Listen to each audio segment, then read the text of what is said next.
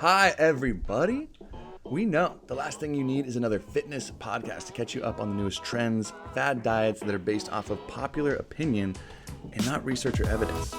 Enter myself, Marianna. We made Fitness Stuff podcast to make exercise and nutrition science practical. Our goal is to expose misinformation in the industry by providing only evidence-based education, where today we're covering the lovely topic of cheat meals. Highly requested topic of cheat meals, but before we get started, a friendly reminder, this show is free, and it always will be. We're not going to cut it off or charge. It is a part of our passion to bring zero cost to consumer education to as many people as we possibly can. That's why we started this show. So we just want to remind you the easiest way to support this show so it reaches more people, other than sharing it on social media, is to simply just rate us 5 stars on whatever platform you're consuming this. If it's Spotify, Apple, YouTube, give it a thumbs up. It pushes it to more people, and it means the absolute world. We've seen so many of you guys do it, and it means everything. So let's reel it in and get the juice started. We're talking about cheat meals with Miss Marianna today, which I think both of us are a little low on sleep. How you feeling? I'm exhausted. I was just telling Tony that my hot water heater exploded at 2 a.m. So we've been up most of the night. But we're trying to be positive. Right? I'm low sleep too. But we're trying to be positive. Yeah. We get water heaters. We get hot water heaters. We do. So we're trying to put a positive spin. We're trying to reframe it. That's what we got to do. We got to reframe it. Tony is also going off a low sleep. Did not have a water heater break. So this might be an ish show a little bit today, but we're going to get through it together. And we're talking about cheat meals, which I'm pretty pumped for. Oh, and Marianna's got her freaking smoothie bowl. If you're not watching this video, there's no better way to describe it. She just brought the whole blender out. I'm drinking my smoothie out of a blender. Hashtag if it fits your micros. Let's get the day started. Cheat meals.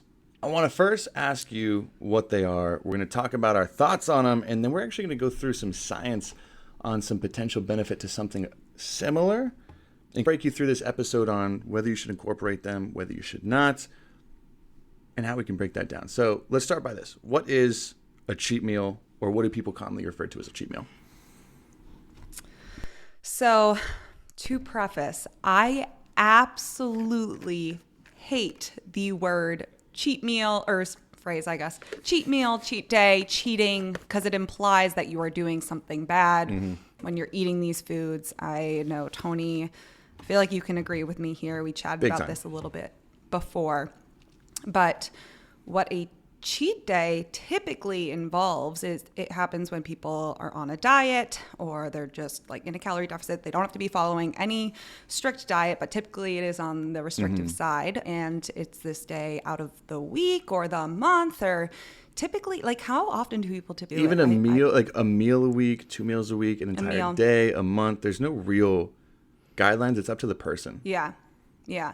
And it usually, the cheat days involve, I said in air quotes, uncontrolled, unplanned overeating. So it's not really like I'm just eating a little bit more. It's typically way overboard. I'm going to eat whatever I want, all of the junk food, so to say. Entire pizzas, half a bottle of wine, 12 wings. Like, it's just going nuts. It's probably what it any is. food is allowed in unlimited quantities, and it is just terrible. That is just a terrible way to view food, and only allowing yourself to eat these foods on a certain day gives you no control around them, like on other days. Well, you said this that kind of caught me a little bit is, I think you're right. I think it typically comes from the traditional. We're going to use a lot of air quotes, so if you're not watching video, we'll try and use a funny little accent with it. But they come from the over-restricted diets where you're cutting out entire foods or food groups. Pizza is not allowed. Carbs are not allowed. XYZ is not allowed, and those cheat days allow you to have those things that normally aren't allowed. I think that's probably where cheat days usually come from. More than just a calorie deficit to eating more. I think it is when you restrict certain foods out of your diet. I feel like that's what it is, right? Definitely is, because you're not eating enough, or you're not allowing yourself to eat any of the foods you want. So when you do have them, it's all out crazy. This is my one time I'm allowed to have them because I'm sticking to my diet the rest of the time. I can't wait to dive into some research on the incentives and the hormone function surrounding it. But I think the first issue with this is pretty common. If you've never listened to our podcast before, I get that you might not see where we're coming from. Marianna and I are very anti-diet, almost, you could call it, right? Of cutting food, the traditional word of dieting, cutting foods out, cutting carbs out. It seems like that's where cheat days are usually coming from, is when you have a broken system to start with. Would you agree? Yeah, for sure. So what's the alternative? If you have, instead of using a broken system in the first place, should we incorporate cheat days and play with that? Or do you think we should just fix the system in the first place, fix what we're doing? I think it's a little bit of both. Definitely getting rid of the mindset of what a cheat day is. Mm-hmm. That is largely a mindset shift is, okay, I can't look at these foods as I'm only allowed to have them on a certain day. If I do eat them, that means that I'm being bad or I'm going to throw off my diet. But there is an alternative, which is totally different. I want to make this very clear, totally different from a cheat day. And you can incorporate, for some people, again, for a lot of people, this may not work, but a refeed day. You may have heard the term before. Yeah. But really the main goal of a refeed day is to eat in a slight calorie surplus in a controlled and planned manner. Yeah. So you're not following like a specific restrictive diet. You're in a calorie deficit throughout the week. And then you factor in maybe one day out of your week where you eat in a slight calorie surplus. So you eat a little bit more.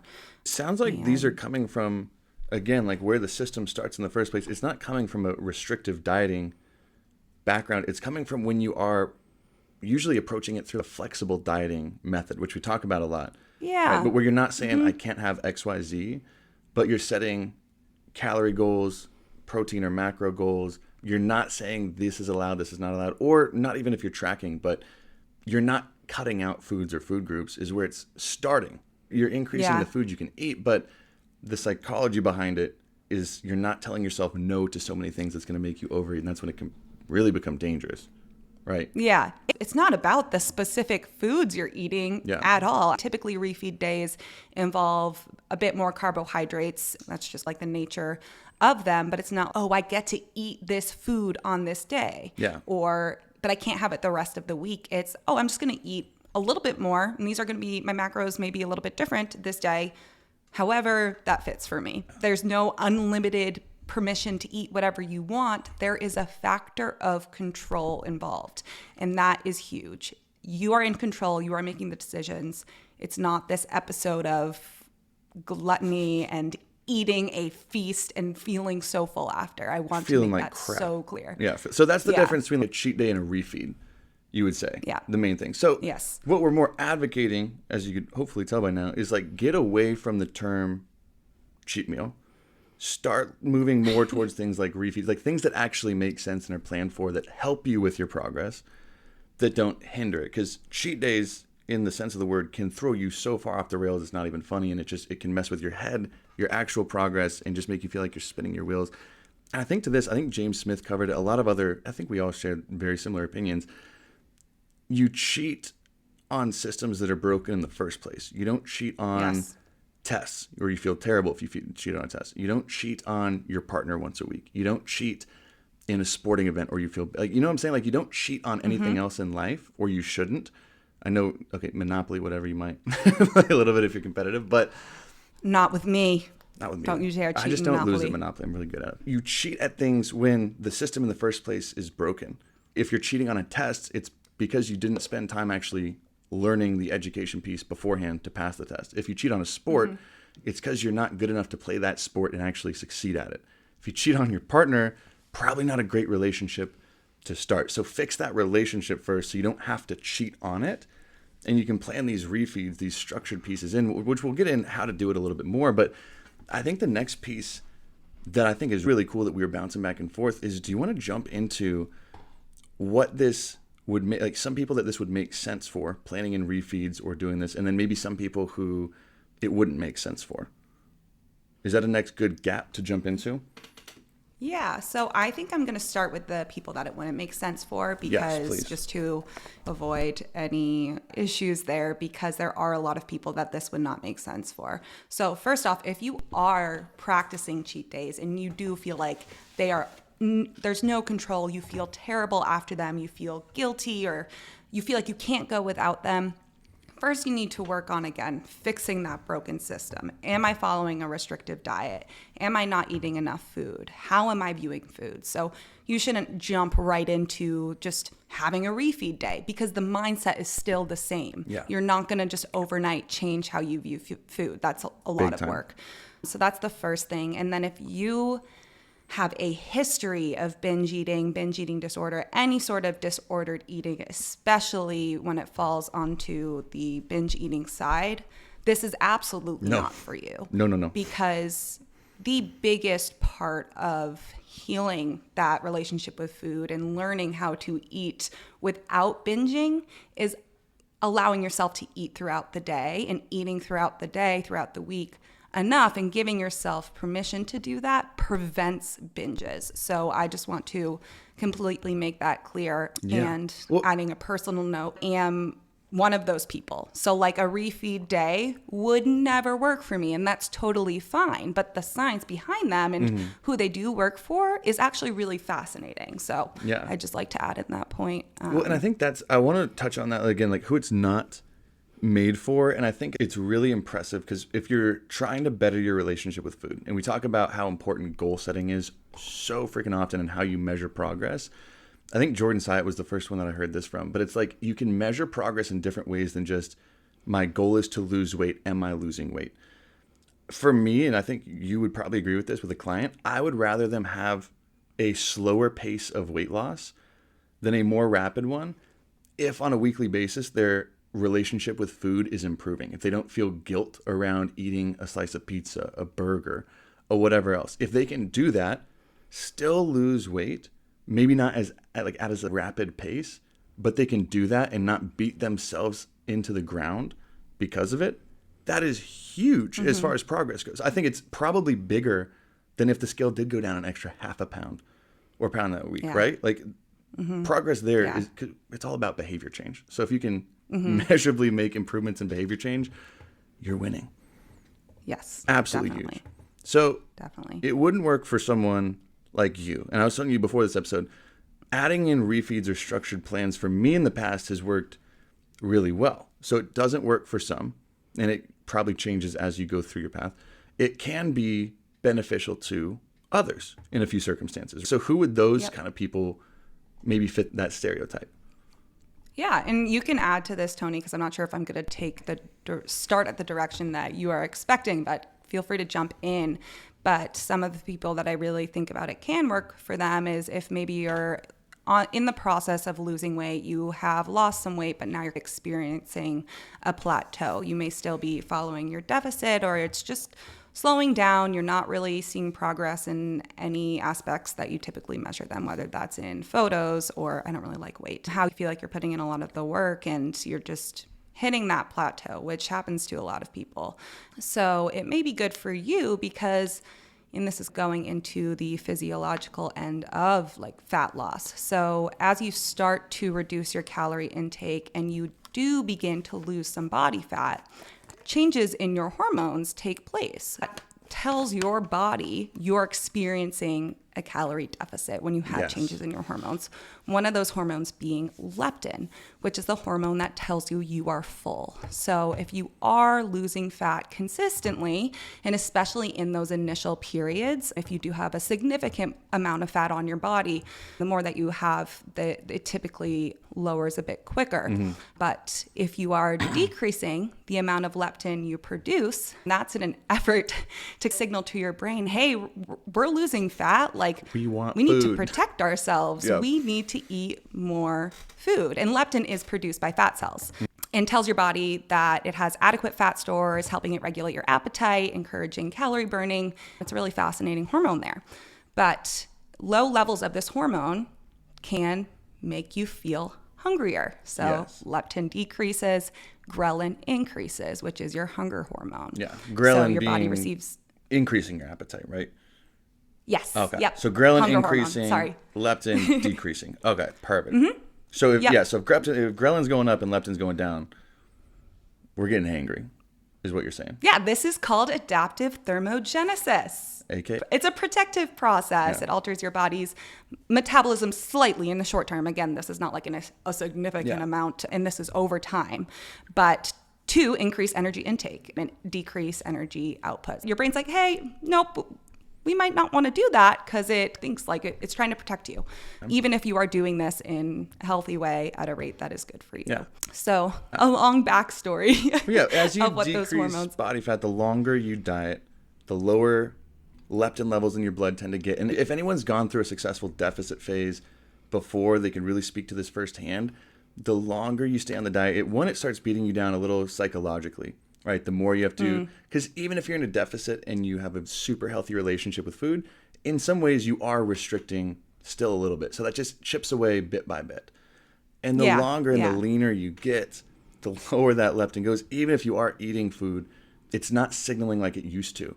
So you get done with a meal and you're like, I'm still hungry and I wasn't going to eat until dinner later tonight after lunch, something like that, which chips away. And I think I want to touch on this, is you were saying how it's really good for people who are starting to see plateaus in their diet. And this actually reminds me of a client that I had recently who was killing it for, I think, 3 to 4 months. And progress started to slow for about 4 weeks straight on all measures, on body composition photos, on the scale, on everything else we were tracking. It started to plateau a little bit. I'm like, what's up? So we dug a little deeper. What's changing? We're eating the same nutrition. We're tracking the same things. Little did I know, the more we dug a little bit, she was like, okay, you know what? I'm snacking a little bit more towards the end of the day and at night. And it's getting a little bit worse and a little bit worse, because you can't beat hunger long term. No one can beat hunger no matter how motivated you are.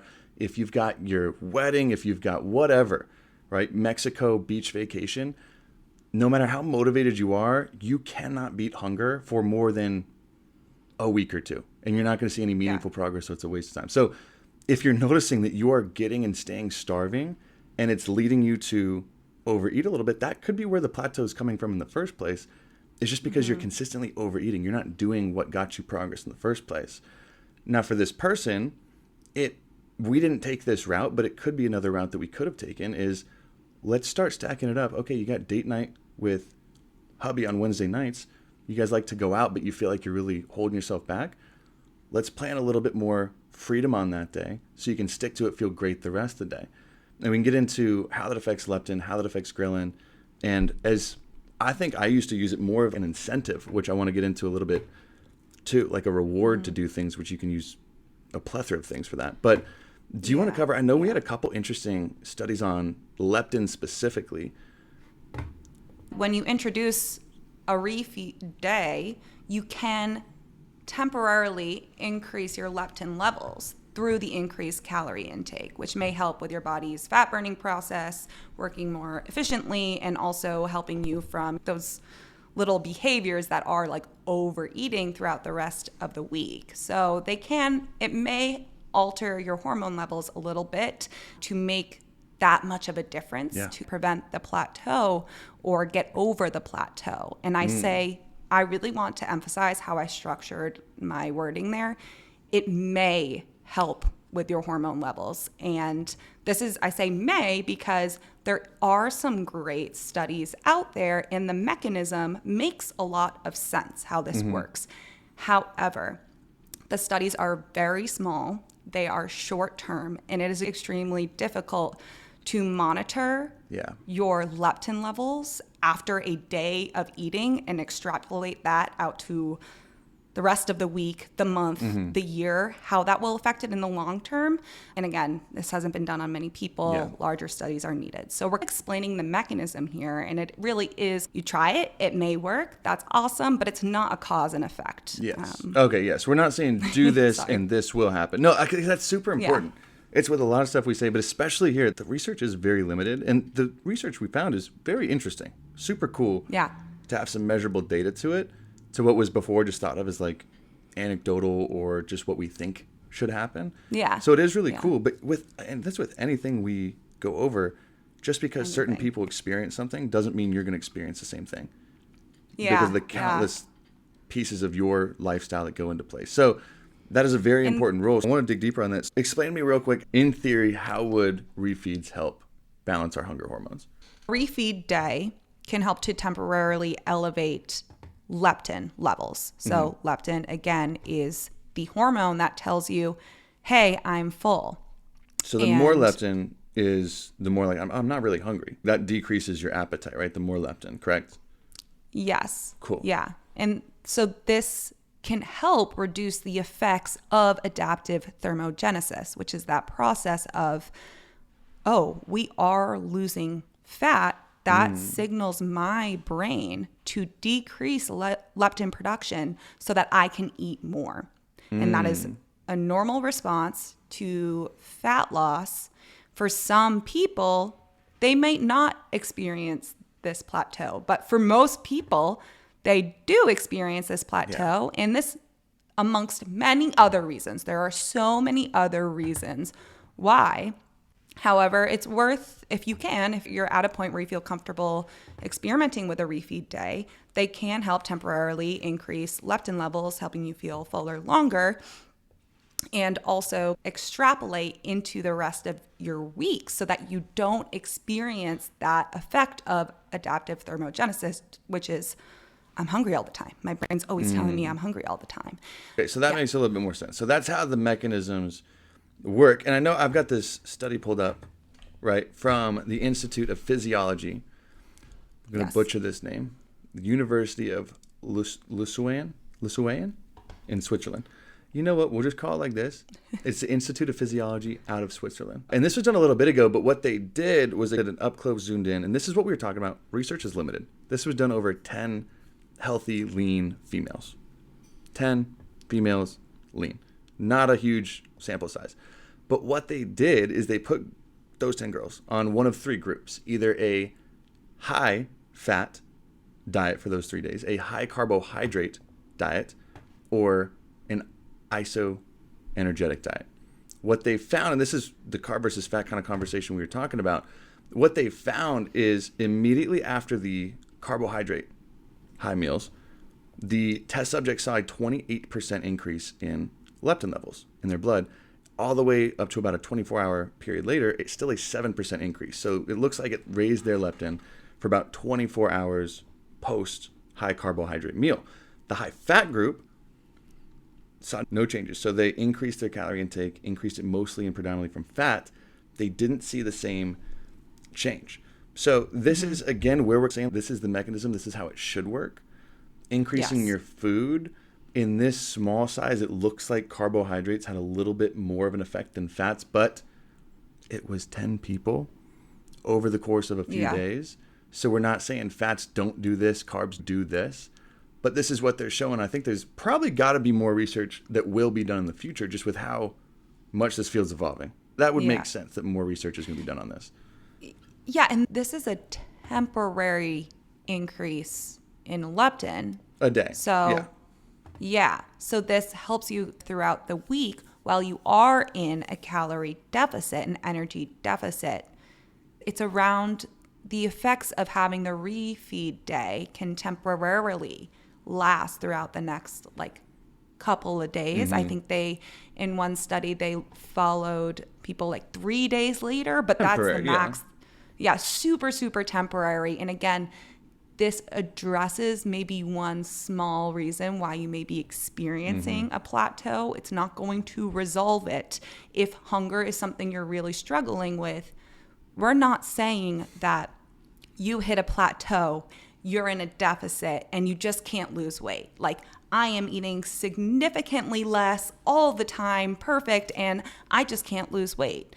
That's not what that's not how it works. Yeah. Typically, add a refeed day and it's fixed. Yeah, that's not what we're saying. Yeah. This is all behavioral. What's going on is you actually end up eating a little bit more. You are not able to adhere to your calorie deficit throughout the week. Maybe on some days you're really restricting, but then you can't. So there is a lot of nuance here because we're not just saying that, oh, you're in a calorie deficit and you can't lose weight. because that goes against everything Exactly. we say. I'll say from my perspective, just from doing it, because this is where it added in for me is what I know. And again, because we're talking about people who this isn't going to work for, probably won't work for, might work for. When it was working for me, and I would schedule the day where I would go a little bit higher and above, it worked for kind of two reasons. Is one, it was a nice little break. Now I'm thinking, because it would last through the weekend where I wasn't feeling constantly just hungry.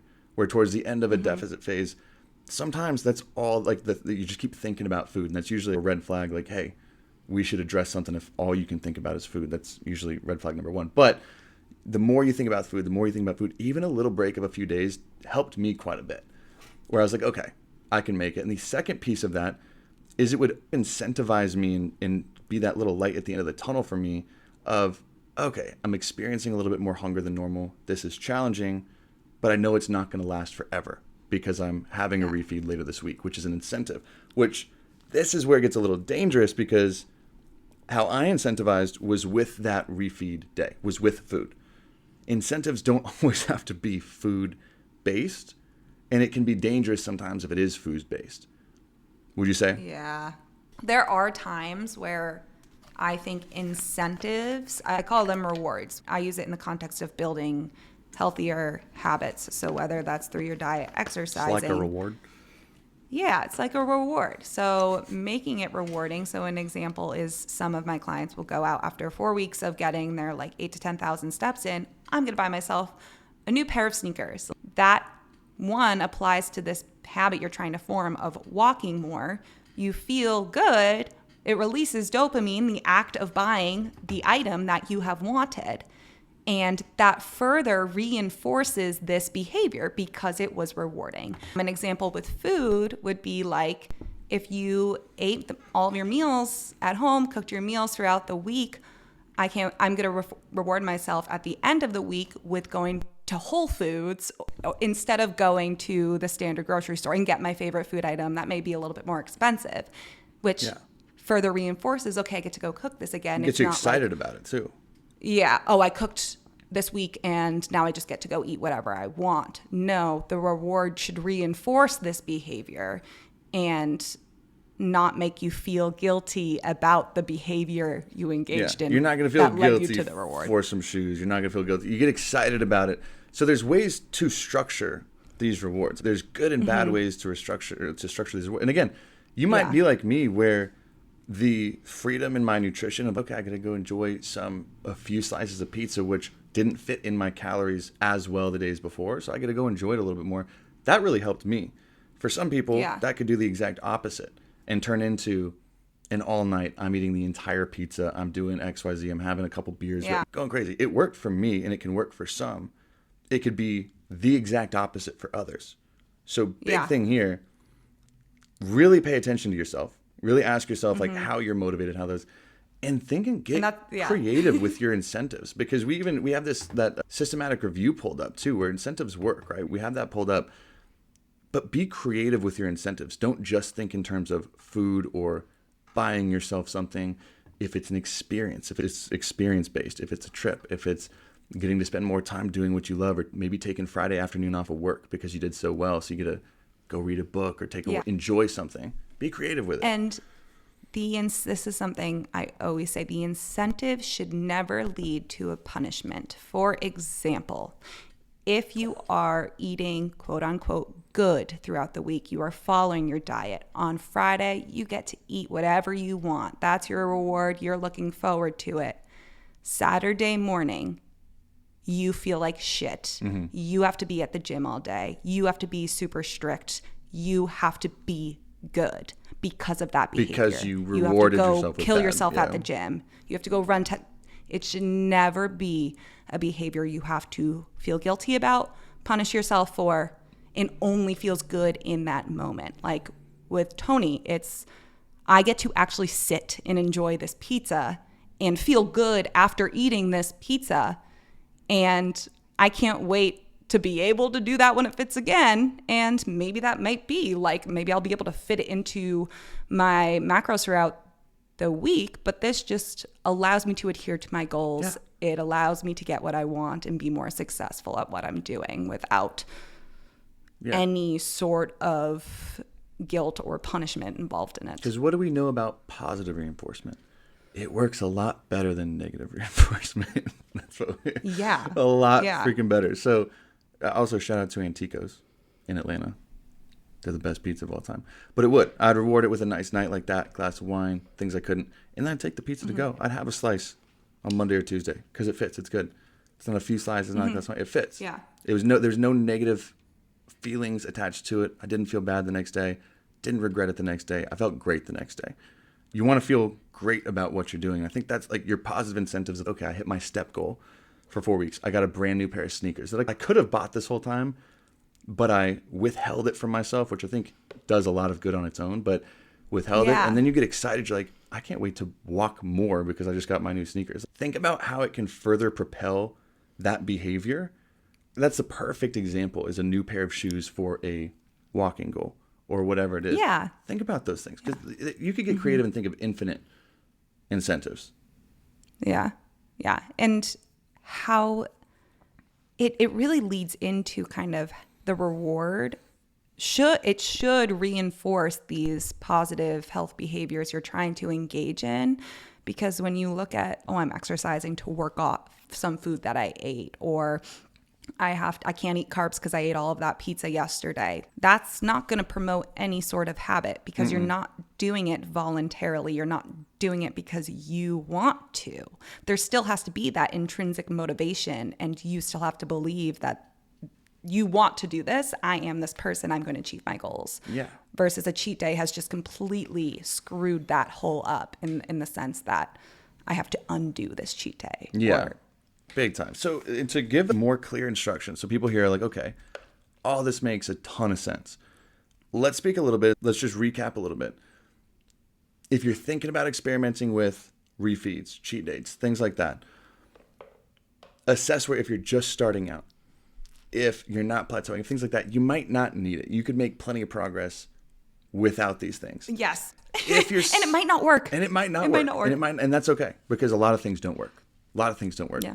If you're someone who, after hearing all this, is like, you know what? I think I could use an incentive. I think I can use these things. Don't just throw it in there, because people are like, how many times can I? Should I do a day or a meal? There's a lot of those question marks out there. And the answer is, there's no one answer.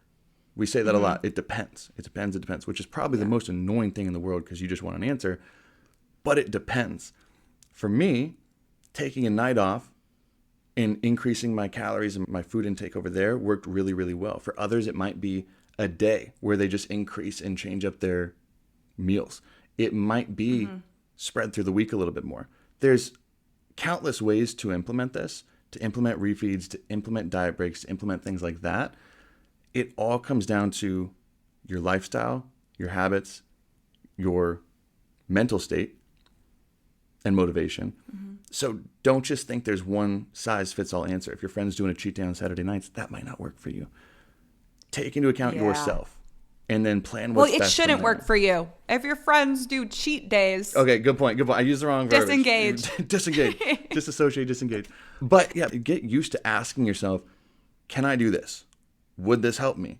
Same thing when you're starting a new nutrition plan, a new training program. If it has you going to the gym 6 days a week, ask yourself, can I really go 6 days a week for the next few months? No, I can't. I value my social life, my sleep, things like that. I know I'm not going to go 6 days, so don't do 6 days. If you're someone who lacks a little self-control and knows, if I open the gates a little bit on a refeed, I might go way too far and I don't think I'm there yet, then don't do it.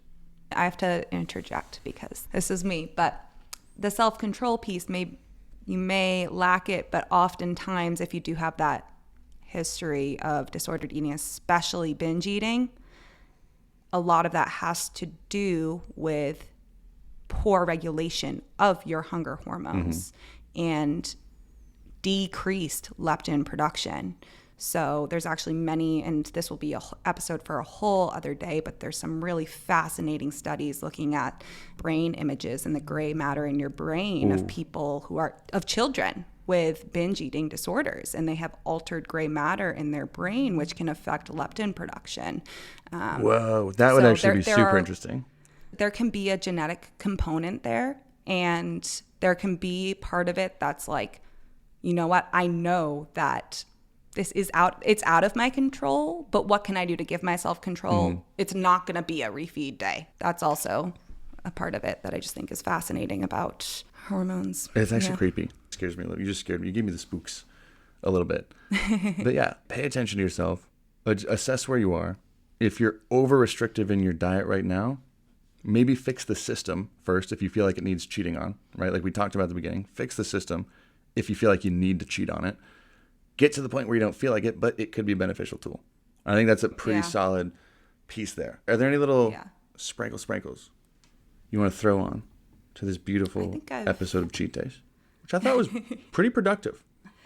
Productive. Yeah, I'm not going to lie, I was nervous about this one. I think it's really cool to be able to separate yourself from that and look at the research and look at the potential of, I'm not everyone else. And this can help some of my clients. This may help some of you. And it is fascinating how our bodies work. And research is so fascinating. And you can experiment with yourself a little bit, but also stay in your lane if you know it's not going to be for you.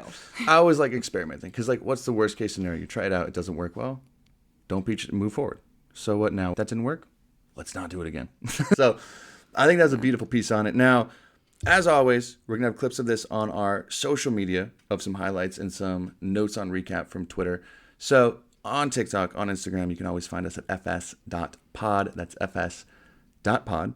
If you're watching us on YouTube, make sure to subscribe. I'm going to be honest. I subscribed to it. I didn't realize how many subscribers we already had. It's freaking awesome. And then again, if you rate it 5 stars, share it with Marianna and I. Let us know. We get freaking pumped about that stuff. It means the absolute world. So DM us. And you can find us on our own personal pages as well. But yes, we love you. That's always the ending message. We hope this helped. If you have any further questions, hit us up. That's what we're here for. And yes, I want to add that note in. Yeah. Send us a DM if you have questions. If you don't listen to our full episode and you just see a clip and something you're confused, ask us questions. We are here to answer and to help you out. Always be seeking extra information. Big Again, time. We're not perfect. We're happy to have some open discourse there. So Marianna might take a few extra days to get back to DMs just because it's flooded from the fame that she now has. So just be patient is all I'm asking from you guys, because I get it. It's frustrating. You want to reach out. You want help from Marianna. I get it. But you got to have patience, empathize with her. Stop it.